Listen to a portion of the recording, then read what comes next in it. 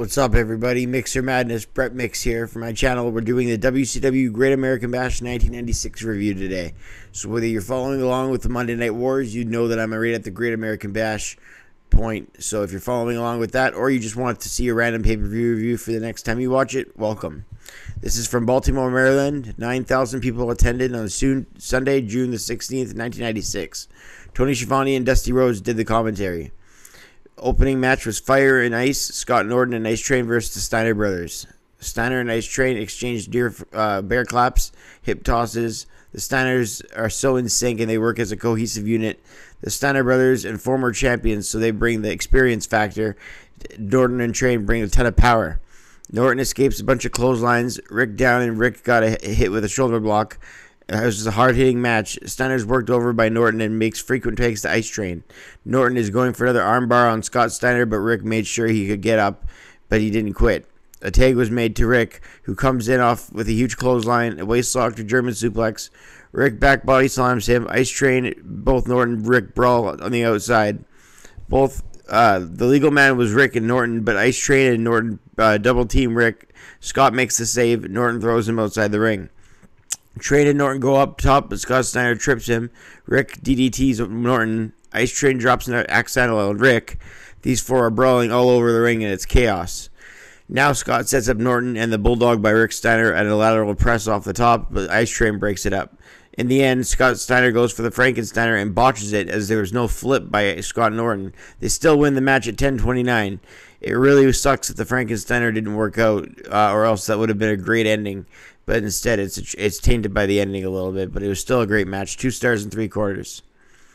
Conan versus El Gato. Tons of leapfrogs here. An athletic contest. A surfboard by El Gato. El Gato with a powerbomb out of nowhere. As Conan had been wearing him down. Conan continued with a pressure running the knee. El Sato came in from the corner. A sunset flip powerbomb by Conan. Conan has Gato in the ring, and he goes for a powerbomb with a bridge, and that's how he retains the U.S. title at 6:03. So for Conan and El Gato, I gave it 2 stars and 1/4. DDP and Marcus Alexander Bagwell. Bagwell with an atomic drop. DDP is spun around, ducking a clothesline by Bagwell. He met him with a reverse off the ropes elbow, and then Bagwell springboarded in from the outside apron into the ring with a clothesline. Bagwell kept down him in the corner, running in rights and lefts, and then a hard elbow, reverse elbow to DDP. DDP is someone that you had to watch because you could be dominating him, and then out of nowhere he hits the diamond cutter, like right now. You could be. That's what I mean. That's what I miss about these days. A finishing move could drop somebody out of nowhere, even if they were getting dominated. So a DDP with a gut shot out of nowhere to Bagwell, and then a diamond cutter, and he gets the victory. And he wins at 9:39, 2 stars. Next up, we have Rey Mysterio Jr. against Malenko. This is the pay-per-view debut for Rey Mysterio Jr. in WCW for the Cruiserweight Championship. They circle one another, a standing side headlock into a head scissors from the get-go. Malenko's hammerlock was strong, a leg sweep by Rey, a lateral press into an armbar of his own. Malenko with a front flip to get out of the armbar, then Rey back into armbar, and he does a front flip. Both men back up, and they both kick up at the same time, staring at each other, and the fans applaud that early sequence of moves. The fans know that they're witnessing something special. Malenko is so quick with every move, he could be called the man of 1,000 counterholds. A drop toe hold by Malenko into a waist lock. Both guys are so good and so quick, it's impossible to keep up with every move, so I'm just going to talk about the basics here. Malenko tried to drive him into the buckle, but as Mysterio Jr. springboarded drop kick to Malenko off the outside apron to the floor. Malenko was on the outside, and Rey Mysterio Jr. waited in the ring. Once back in, they circle each other again with a strength of power. And Malenko with a vice grip right to the wrist of Rey, and he lets it out with a big ow. The fans applaud the sequences as Malenko used his power from behind to injure the arm of Mysterio. A hammerlock slam, tying the arm behind his back and slamming him down to the canvas with his arm right behind his back, torquing the arm even more. Malenko with a number of holds to the arm of Rey. He spent the next 5 minutes torturing his arm with any offense he implemented. Ray walked down and to top rope and hit a drop kick because he still has his legs, and that's one thing Malenko had to work on is Mysterio's legs because he needs to ground Mysterio. That's his biggest asset is his legs, and he was working on his arm instead because he smelt blood with the arm injury, and he decided to methodically wear him down that way. All of Malenko's offense is to the elbow, just dissecting the arm. Malenko adapts to what works in the moment. A side suplex to Mysterio Jr. in a near fall. The way he works over his arm is pretty admirable. They're letting this match breathe in the sense that they're letting Malenko use his offense, and he just keeps attacking the arm. Then Mysterio Jr. from the outside ring apron goes for a running springboard plancha onto Malenko onto the floor. A springboard dropkick as he has legs as Malenko is rolled up. Mysterio Jr. with an inside cradle and a near fall. The handspring into a springboard hurricanrana and another near fall as Mysterio is coming back into this match with his legs. An amazing move after move. Mysterio Jr. sends Dean to the corner near the end here. He ducks into a shoulder block. Mysterio Jr. at the top. Mysterio at the top rope hurricanrana, and then it hits the crossbody out of nowhere off the side ropes. Right to the corner and turned around, but Malenko has a power bomb and hooked the ropes for leverage to get the victory at 17:50. Oof, I rated it 4 stars and a quarter.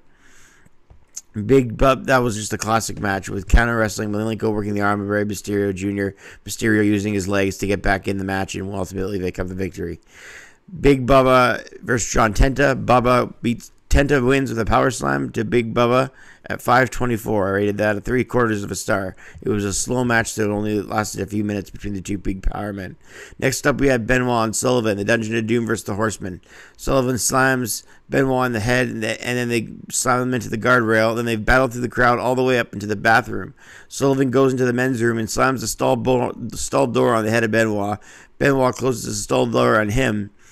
Benoit and Sullivan end up brawling and intense. They just beat the hell out of each other in the back outside the bathroom. They throw everything they can into each other's heads, and they brawl back down the steps. Sullivan throws Benoit down the steps. A shot in the groin right by the guardrail. Benoit and Sullivan lands groin first on top of the guardrail. Benoit gets a table and sets it up in the corner of the ring, and then Benoit superplexes Sullivan off the table on the top rope. Benoit gets the victory. That's very impressive. And I rated it 3 stars and 3/4. Unbelievable match at 9:58. Benoit wins. Sting versus Lord Steven Regal. This is a lot like the Malenko Mysterio match where they let it breathe. They let Regal work Sting on the mat with every which hold he could get. In the end, Sting manages a moment out of a back body drop to get the Scorpion Deathlock. And he does what is lacking in so much in pro wrestling. A larger-than-life character making his finisher the end result. And making his finisher get the win at 10:30. So you can be dominated the whole match by the plethora of offense Steven Regal has. But if the larger-than-life superstar, Sting, gets the finishing move, it's over. Perfect. 3.5 stars I rated this match. Sting won at 10:30. Or 16:30, rather.